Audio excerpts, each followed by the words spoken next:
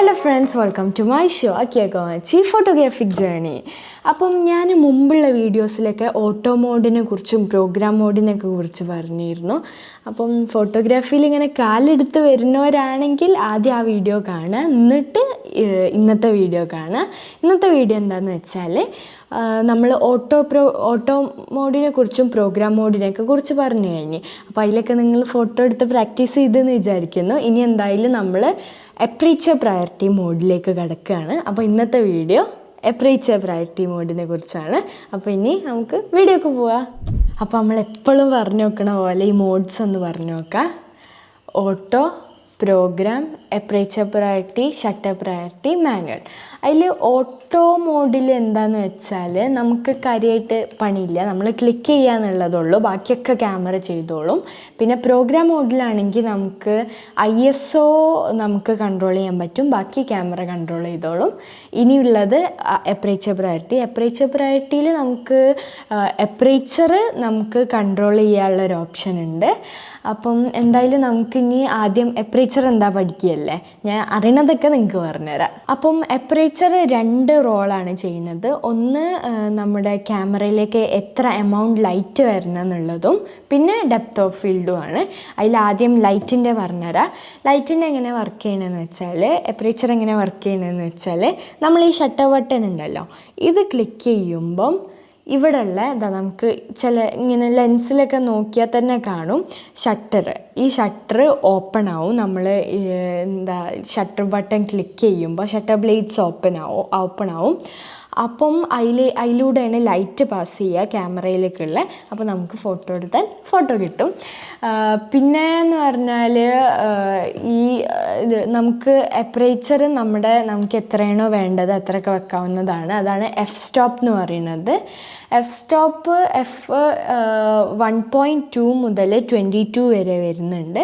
1.2 ഒക്കെ വൈഡ് അപ്പർച്ചറാണ്, അതായത് light amount കൂടുതലായിരിക്കും.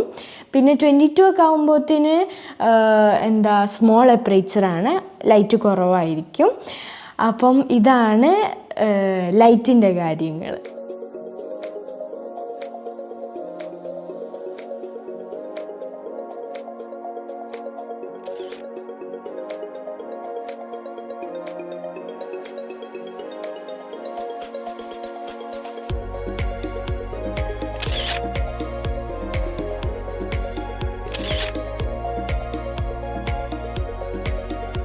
അപ്പം ഇനിയുള്ള അപ്പർച്ചറിൻ്റെ റോൾ എന്താണ്? ഡെപ്ത് ഓഫ് ഫീൽഡ് അല്ലേ. ഡെപ്ത് ഓഫ് ഫീൽഡ് എന്താണെന്ന് വെച്ചാൽ നമ്മുടെ സബ്ജക്റ്റിൻ്റെ ഏരിയ എത്ര ഫോക്കസ് ആയിരിക്കണം എന്നുള്ളതാണ്. ഫോക്കസിങ് ഏരിയ, അതാണ് ഡെപ്ത് ഓഫ് ഫീൽഡ്. അതിൽ 2 ടൈപ്പാണുള്ളത്, ഒന്ന് ഷാലോ, ഒന്ന് ഡീപ്പ്. അതിൽ ഷാലോ എന്ന് പറയുന്നത് ഞാൻ നേരത്തെ പറഞ്ഞ വൈഡർ അപ്പർച്ചറായിരുന്നു. വൈഡർ അപ്പർച്ചറിൽ അത് നമുക്ക് കൂടുതലും യൂസ് ആവുക പോർട്രേച്ചർ ഫോട്ടോഗ്രാഫിക്കാണ്. പോർട്രേച്ചറിൽ നമ്മൾ വ്യക്തികളുടെ എടുക്കുക. അപ്പോൾ വ്യക്തികളുടെ എടുക്കുമ്പോൾ വ്യക്തിക്കാണ് ഇമ്പോർട്ടൻസ് കൊടുക്കേണ്ടത്. അതിൻ്റെ ബാക്കിലുള്ള ബാക്ക്ഗ്രൗണ്ടിനൊന്നും വലിയ ഇമ്പോർട്ടൻസ് വേണ്ടി വരില്ല. പിന്നെ ഒരു 1.2, 1.4, 1.8 ഇങ്ങനത്തെ അപ്പർച്ചറിലൊക്കെ എടുക്കുകയാണെങ്കിൽ നമുക്ക് ബാക്കിൽ ബ്ലറായിട്ട് നല്ല രസമായിട്ട് കിട്ടും. സാധാരണ കുറേ ആൾക്കാർ ചോദിക്കുന്നതാണ് ബാക്കിലെങ്ങനെ ഫോട്ടോ ബ്ലറാക്കുക, ബാക്ക്ഗ്രൗണ്ട് എങ്ങനെ ബ്ലറാക്കുക എന്നുള്ളത്. അത് നമ്മൾ ഒരു വൈഡർ ഷാലോ അപ്പർച്ചറിൽ ഇട്ടാൽ അങ്ങനെ കിട്ടും.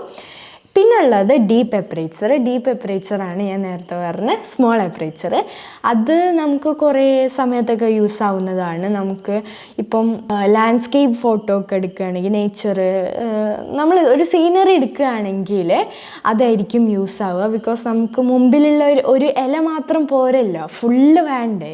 അങ്ങനെ അതിനുള്ളതാണ് ഈ ഡീപ്പ് അപ്പർച്ചർ. പിന്നെയെന്ന് പറയുന്നത് നമുക്ക് ആർക്കിടെക്ചർ ഫോട്ടോഗ്രാഫിക്കൊക്കെ നല്ലതാണ്. പിന്നെ നമ്മളിപ്പോൾ ഒരു ഗ്രൂപ്പൊക്കെ എടുക്കുക, ഞാൻ പറഞ്ഞുതരാം. അപ്പോൾ നമ്മൾ ഒരു ക്ലാസ് ഫോട്ടോ എടുക്കുക വിചാരിച്ചോളി. അപ്പോൾ നമ്മളെ മുമ്പിലിരിക്കുന്ന പ്രിൻസിപ്പാളിനെ അല്ലെങ്കിൽ ടീച്ചറിനെ മാത്രം കിട്ടിയാൽ പോരല്ലോ, ബാക്കിലുള്ള എല്ലാവരും കിട്ടണ്ടേ. അവർ ബ്ലറായി പോയി അങ്ങനെ പോവില്ലേ. അപ്പോൾ അതിനൊക്കെ നമ്മൾ യൂസ് ചെയ്യുക ഡീപ്പ് അപ്പർച്ചറാണ്. അങ്ങനെ നമുക്ക് ഓരോ ഇൻസിഡൻറ്റിനും ഷാലോ ആണോ ഡീപ്പാണോ എന്ന് നമ്മൾ തന്നെ നോക്കിയിട്ട് ചെയ്യുക.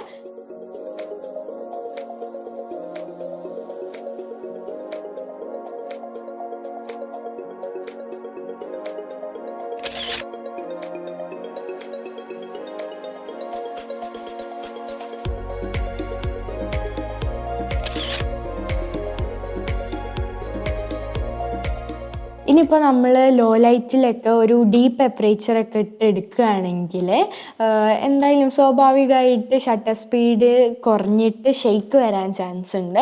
അപ്പോൾ അത് ഓവർകം ചെയ്യാൻ 2 മെത്തേഡ്സ് ആണുള്ളത്. ഒന്നെന്ന് വെച്ചാൽ നമുക്ക് ട്രൈപോഡ്സ് യൂസ് ചെയ്യാവുന്നതാണ്. അപ്പോൾ കുറേയൊക്കെ ഷെയ്ക്ക് പോവും. പിന്നെ ജസ്റ്റ് ഒന്ന് ISO കൂട്ടി കൊടുത്താൽ തന്നെ മതി, ഫുൾ സെറ്റാവും. പിന്നെയെന്ന് പറഞ്ഞാൽ ഞാനൊന്നും കൂടി പറയുകയാണ്, ഡീപ്പ് ഷാലോ ഇതാണ് മെയിനായിട്ടുള്ള 2 ടെമ്പറേച്ചേഴ്സ്. ഇതിൽ ഡീപ്പിലാണ് നമ്മൾ ഗ്രൂപ്പൊക്കെ എടുക്കുക. പിന്നെയെന്ന് പറഞ്ഞാൽ ഷാലോയിലാണെങ്കിൽ നമ്മൾ പോർട്രേച്ചർ ഫോട്ടോഗ്രാഫിയൊക്കെ അതിൽ നല്ലതാണ്. നമുക്ക് ഫോർഗ്രൗണ്ടും ബാക്ക്ഗ്രൗണ്ടൊക്കെ ബ്ലറായി കിട്ടും, നല്ല ഫോട്ടോ ആയിരിക്കും. നല്ല രസമായിരിക്കില്ലേ, ഫോർഗ്രൗണ്ടും ബ്ലറ് ബാക്ക്ഗ്രൗണ്ടും ബ്ലറ്. ഇങ്ങോട്ട് ആ വ്യക്തിക്ക് മാത്രമേ ഇമ്പോർട്ടൻസ് കൊടുത്തിട്ടുള്ള. അപ്പം അത് നമ്മൾ ഷാലോ ടെമ്പറേച്ചറിലാണ് എടുക്കുക. ഡീപ്പ് ടെമ്പറേച്ചറിൽ ഗ്രൂപ്പൊക്കെ എടുക്കാവുന്നതാണ്. ഓക്കെ, അപ്പം എല്ലാവർക്കും ഇന്നത്തെ വീഡിയോ മനസ്സിലായി എന്ന് വിചാരിക്കുകയാണ്, ഇഷ്ടപ്പെട്ടെന്ന് വിചാരിക്കുകയാണ്. എന്തായാലും നിങ്ങൾ എന്ത് ചെയ്യാന്ന് വെച്ചാൽ, നമുക്കറിയാം സാധാരണ ഫോട്ടോഗ്രാഫി എന്ന് പറഞ്ഞാൽ നമ്മൾ കുറേ ടെക്നിക്കൽ വീഡിയോസൊക്കെ കണ്ട് കുറേ ബോറടിച്ച്, പിന്നെ നമ്മളങ്ങനെ വീഡിയോസ് മാത്രം കാണുമ്പോൾ മടുത്തു പോകും ഫോട്ടോഗ്രാഫി ആക്ച്വലി. അപ്പോൾ നമ്മൾ എന്ത് ചെയ്യുക, പ്രാക്ടിക്കലായിട്ട് പഠിക്കുക. ഇപ്പം ടെമ്പറേച്ചറിൻ്റെ ആണ് ഞാൻ പറഞ്ഞത്. ടെമ്പറേച്ചർ ഞാൻ പറഞ്ഞല്ലോ 1.2 മുതൽ 22 വരെ ഉണ്ട്. അപ്പോൾ നിങ്ങളെന്തുകൊണ്ട് വെറുതെ ഇരിക്കുമ്പോൾ എല്ലാ ടെമ്പറേച്ചറിലും ഒന്നും എടുത്തു നോക്കാത്ത, ജസ്റ്റ് ഒന്ന് എടുത്തു നോക്കുക, എല്ലാ ടെമ്പറേച്ചറിലും എടുത്തു നോക്കുക.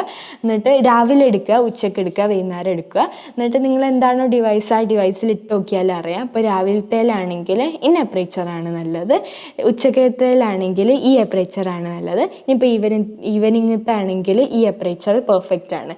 അങ്ങനെ നമ്മളൊന്ന് ജസ്റ്റ് നമ്മളേതായിട്ടുള്ള സ്റ്റഡി നമ്മൾ നടത്തുക, നമ്മൾ ഓരോന്ന് ഒബ്സർവ് ചെയ്യുക. അപ്പം എല്ലാവർക്കും ഇന്നത്തെ വീഡിയോ ഇഷ്ടപ്പെട്ടെന്ന് വിചാരിക്കുന്നു. ഇഷ്ടപ്പെട്ടാൽ ലൈക്ക് ചെയ്യുക, ഷെയർ ചെയ്യുക, കമൻറ്റ് ചെയ്യുക, സബ്സ്ക്രൈബ് ചെയ്യുക, അടുത്തുള്ള കുഞ്ഞ് നോട്ടിഫിക്കേഷൻ വല്ലതും കൂടി അടിക്കുക. അപ്പം അടുത്ത വീഡിയോയിൽ കാണുമല്ലേ. ബൈ.